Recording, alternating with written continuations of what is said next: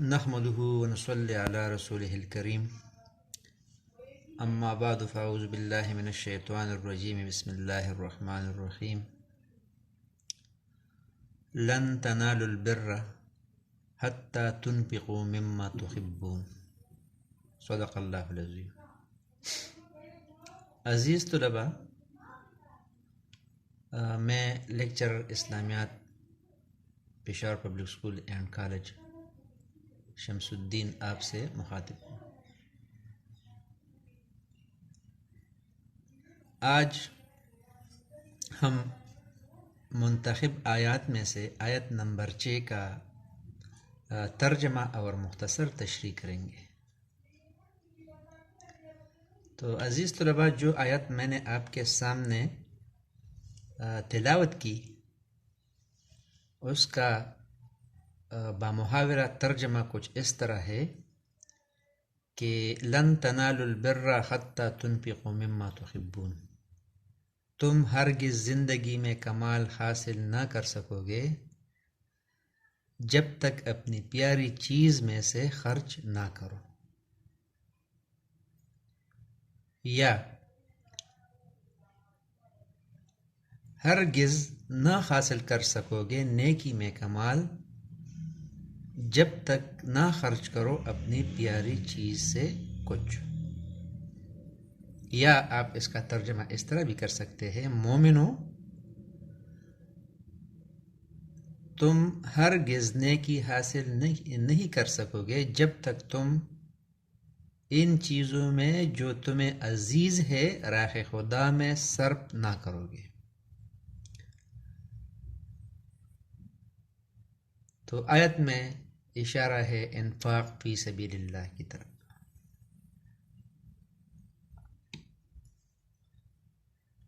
آیات کا ترجمہ سمجھنے سے پہلے یہ ضروری ہے کہ ہم اس کے جو الفاظ ہے اس کی معنی سمجھنے کی کوشش کریں۔ تو عزیز طلباء دیکھیں، لن تنالو، لن عربی میں نفی کے لیے آتا ہے، یعنی ہرگز تنالو حاصل نہیں کر سکتے۔ تو لن تنالو کا معنی ہوگا تم ہرگز حاصل نہیں کر سکتے۔ کیا حاصل نہیں کر سکتے؟ البر، نیکی یا نیکی میں کمال۔ تو چلو دیکھتے ہیں کہ بر جو ہے یہ عربی میں کن معنوں میں استعمال ہوتا ہے، اس لفظ کی طرف آتے ہیں۔ تو عزیز طلباء، لفظ بر کے بارے میں محققین اور مفسرین نے جو تحقیق کی ہے تو اس کا میں آپ کو ذرا مختصر سا خلاصہ بتاتا ہوں۔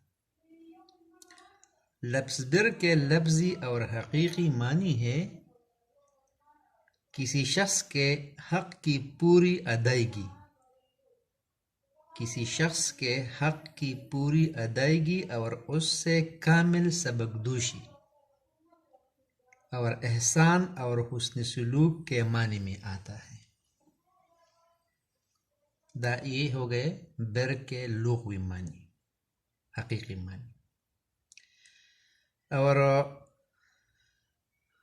برا بالفتح یعنی زبر کے ساتھ بھی استعمال ہوتا ہے قرآن میں، تو یہ اس شخص کے لیے استعمال ہوتا ہے جو اپنے ذمہ عائد ہونے والے حقوق کو پوری طرح ادا کر دے۔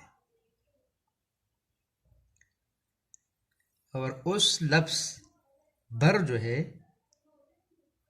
اس کی جمع ابرار ہے، یہ لفظ قرآن میں بار بار آیا ہے۔ جس طرح ایک ارشاد ہے قرآن پاک میں کہ ان الابرار یشربون من کأس کان مزاجہ کافورا، یا ایک اور جگہ آتا ہے کہ ان الابرار لفی نعیم علی الارائک ینظرون، یا اور جگہ آتا ہے ارشاد ربانی ہے کہ ان الابرار لفی نعیم و ان الفجار لفی جہیم، یعنی بے شک جو ابرار ہے نیکوکار لوگ ہیں وہ جنت میں جائیں گے، اور جو فجار ہے، فاجر ہے، وہ جہنم میں جائیں گے۔ تو اسی آخری آیت سے یہ بھی معلوم ہوا کہ بر کا جو ضد ہے، اپوزٹ ورڈ ہے، وہ ہے فجور، یعنی بر کا اپوزٹ لفظ جو ہے وہ کیا ہے؟ فجور ہے، اور جو بندہ اس کا مرتکب ہوتا ہے اس کو کہتا ہے فاجر و فاسق، اور جو اس کے مقابلے میں نیکوکار ہوتا ہے اس کو کہتے ہیں ابرار۔ اس لیے فرماتا ہے کہ ان الابرار لفی نعیم، یعنی جو لوگ نیکوکار ہے وہ جنت میں ہوں گے، مزوں میں ہوں گے۔ ان الفجار، اور جو فاجر ہے، گناہگار ہے، لفی جہیم، دوزخ میں ہوں گے۔ رسول پاک صلی اللہ علیہ وسلم کا ایک حدیث ہے، اس میں آپ صلی اللہ علیہ وسلم فرماتے ہیں کہ سچ بولنے کو لازم پکڑو کہ ان کے صد بر کا ساتھی ہے۔ ٹھیک ہے، یعنی پیغمبر پاک صلی اللہ علیہ وسلم کے الفاظ ہے، رسول پاک صلی اللہ علیہ وسلم نے فرمایا کہ سچ بولنے کو لازم پکڑو کہ ان کے صدق بر کا ساتھی ہے، اور وہ دونوں جنت میں ہیں۔ یعنی بر سچ اور سچ بولنے والا یہ کہاں ہوں گے؟ جنت میں ہوں گے۔ اور جھوٹ سے بچو کہ ان کے وہ فجور کا ساتھی ہے، اور یہ دونوں دوزخ میں ہیں۔ تو اسی آیت سے معلوم ہوا کہ بر میں افضل ترین، یعنی اعمال بر میں سے افضل ترین بر یہ ہے کہ اپنی محبوب چیز اللہ کی راہ میں خرچ کی جائے۔ آیت مذکورہ میں ارشاد ہے کہ تم ہرگز بر کو حاصل نہیں کر سکتے جب تک اپنی پیاری چیز میں سے کچھ خرچ نہ کرو۔ تو معنی یہ ہوئی کہ اللہ تعالیٰ کے حق کی مکمل ادائیگی اور اس سے پوری سبکدوشی اس وقت تک نہیں ہو سکتی جب تک اپنی محبوب اور پیاری چیزوں میں سے اللہ کی راہ میں خرچ نہ کرو۔ ٹھیک ہے، تو یہ ہو گیا بر کی وضاحت، یعنی تم ہرگز نیکی میں کمال حاصل نہیں کر سکتے۔ لن تنالوا البر، تم ہرگز نیکی میں کمال حاصل نہیں کر سکتے، نیکی کے اعلیٰ معیار تک نہیں پہنچ سکتے، حتیٰ یہاں تک، یعنی اسٹینڈرڈ رکھا نیکی کا، یعنی آپ نہیں کمال حاصل نہیں کر سکتے، شرط ریلیز کرتا ہے، حاصل کر سکتے ہیں حتیٰ جب تک کہ، یا یہاں تک، تنفقو کہ تم خرچ کرو، انفاق کرو۔ ٹھیک ہے، یعنی جا سکتے ہیں نیکی کے اعلیٰ معیار تک، آپ جا سکتے ہیں، بشرط یہ کہ آپ کیا کر دیں، تنفقو کہ تم خرچ کرو، مما تحبون اپنی پیاری چیزوں میں سے کچھ، مما اس میں سے، تحبون جس سے تم محبت کرتے ہو۔ یعنی اے مومنو، اگر آپ نیکی میں کمال حاصل کر سکتے ہیں، جو سٹینڈرڈ نیکی ہے اس تک آپ پہنچنا چاہتے ہیں، تو آپ کو یہ کرنا پڑے گا کہ آپ کے پاس جو پیاری چیزیں ہیں جس سے تم محبت کرتے ہو، اس میں سے کچھ، سارا یا کچھ، مما تو یعنی اس میں سے کچھ آپ خرچ کرو گے۔ تو عزیز طلباء، عموماً انسان مال و دولت سے زیادہ محبت کرتا ہے، وہ اسے خدا کی راہ میں خرچ نہیں کرتا، بلکہ تنگ دلی، حرص اور بخل سے کام لیتا ہے۔ اس کے سدباب کے لیے قرآن مجید نے یہ رہنمائی فرمائی ہے کہ اللہ کی خوشنودی اور رضا کے لیے مال و دولت میں سے پیاری چیز اس کی راہ میں خرچ کرو، تاکہ ایک طرف اللہ کی محبت بڑھے اور اس کے ساتھ یقین پیدا ہو کہ مال و دولت اللہ کی عطا کردہ چیز ہے، اسی کی راہ میں خرچ ہونی چاہیے۔ اللہ تعالیٰ نے اس عمل کو نیکی، بلکہ نیکی کا کمال شمار کیا ہے۔ جاہلیت کے زمانے میں لوگ عام طور پر اپنی ذاتی شہرت، دکھاوے اور بڑائی کے لیے مال خرچ کرتے تھے اور اس پر فخر کرتے تھے۔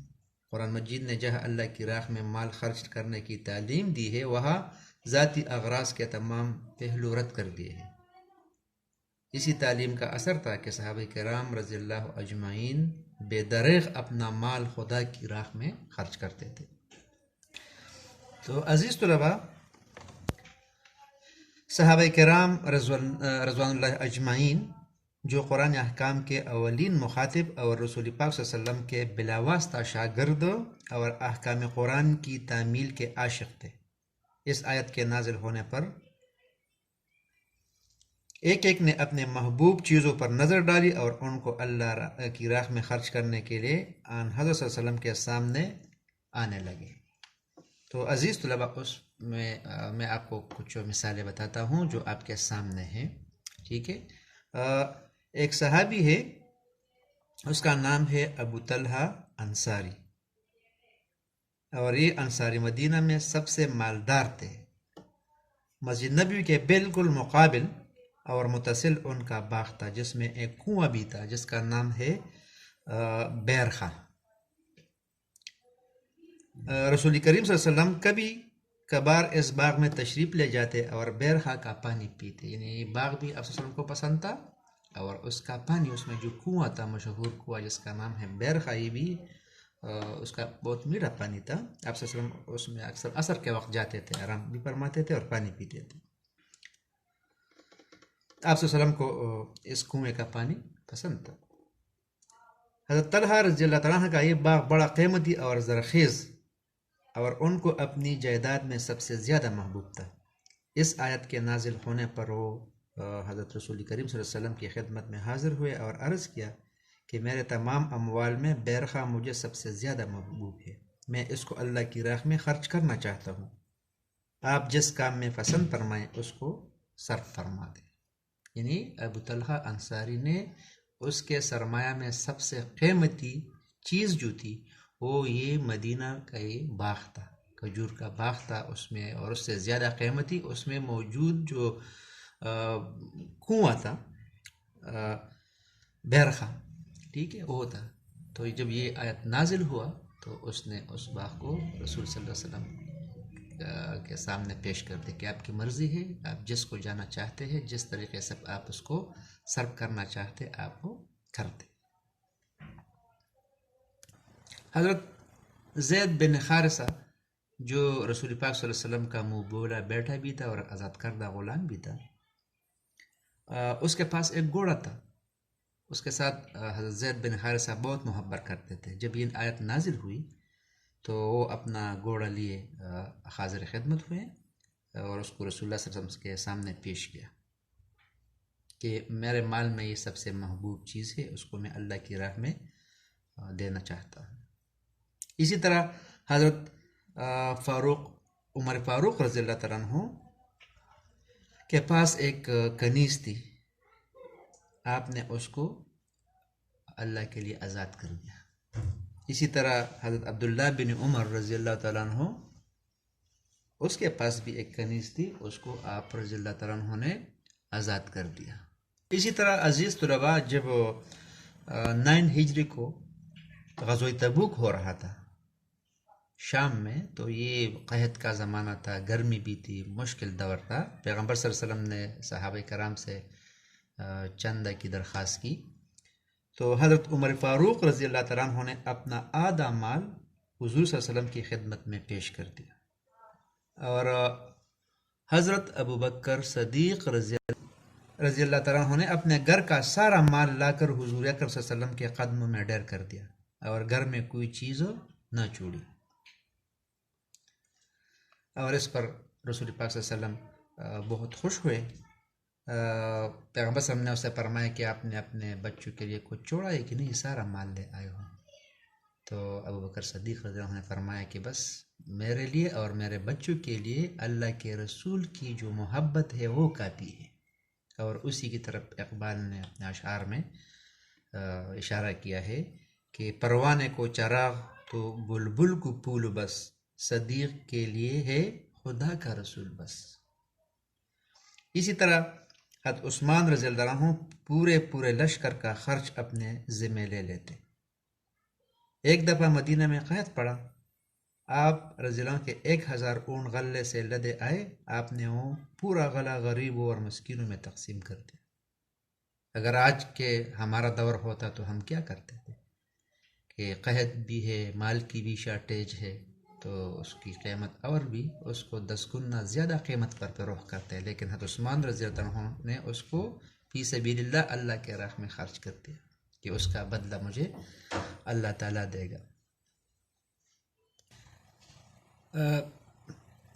اللہ کی طرف سے جب کوئی وحی آتی تھی، قرآن کی آیت نازل ہوتی تھی، صحابہ کرام اس پر فوراً عمل کرتے تھے۔ اسی طرح حضرت عثمان غنی رضی اللہ عنہ کے بہت سے واقعات ہیں، وہ بہت سخی تھے، غنی بھی تھے۔ اسی طرح ایک مرتبہ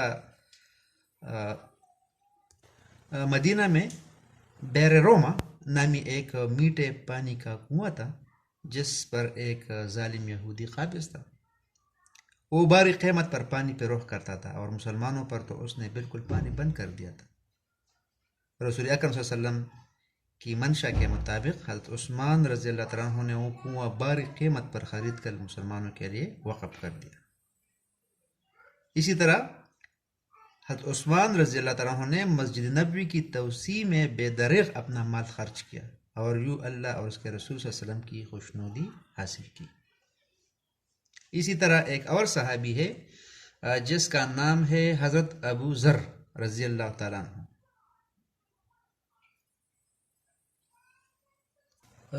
ابو ذر رضی اللہ عنہ، ابو دردہ رضی اللہ، ایک صحابی ہے، مالدار صحابی ہے۔ تو حضرت ابو دردہ رضی اللہ عنہ کا کھجور کا ایک بہت بڑا باغ تھا جو انہیں بہت عزیز تھا۔ انہوں نے جب رسول اکرم صلی اللہ علیہ وسلم کی زبان یہ آیت سنی تو اسی وقت اپنے باغ پر گئے اور باغ سے باہر ہی کھڑے کھڑے اپنے بیوی کو آواز دی کہ میں نے یہ باغ خدا کی راہ میں دے دیا ہے، اس لیے تم بچے کو لے کر باہر چلی آؤ۔ وہ اللہ کے بندی فوراً بچے کو لے کر باغ سے باہر آ گئی اور اپنے شوہر سے کہا کہ بے شک تم نے بہت اچھا سودا کیا۔ دیکھیں صحابہ کرام کی مثالیں دیکھیں، ان کے بیویوں کی مثالیں دیکھیں۔ آج کل کے زمانے کی بیویاں ہوتی تو کیا کہتے تھے اپنے شوہر سے کہ آپ نے تو ہمیں غرق کر دیا، ہمارے بچوں کا جو چاؤ تھا وہ ختم کر دیا۔ لیکن بیوی بھی دیکھے، صحابیات کا طرز عمل بھی دیکھے کہ وہ بھی خوش ہے کہ شوہر آپ نے بہت اچھا سودا کیا، یعنی بیوی بھی اس پر خوش تھی کہ آپ نے اتنا قیمتی باغ اللہ کے راستے میں دے دیا۔ تو عزیز طلباء، ایسے ہزاروں واقعات ہیں جو ہمارے سامنے آتے ہیں۔ صحابہ کرام جو تھے وہ قرآن پر عمل کرتے تھے، تو یہی وجہ تھی کہ اسلام جو ہے ان قربانیوں کی وجہ سے دنیا کے کونے کونے میں پھیل گئی ہے۔ تو اللہ تعالی ہم سب کو اللہ کی راہ میں خرچ کرنے کی توفیق عطا فرمائے۔ وما علینا الا البلاغ۔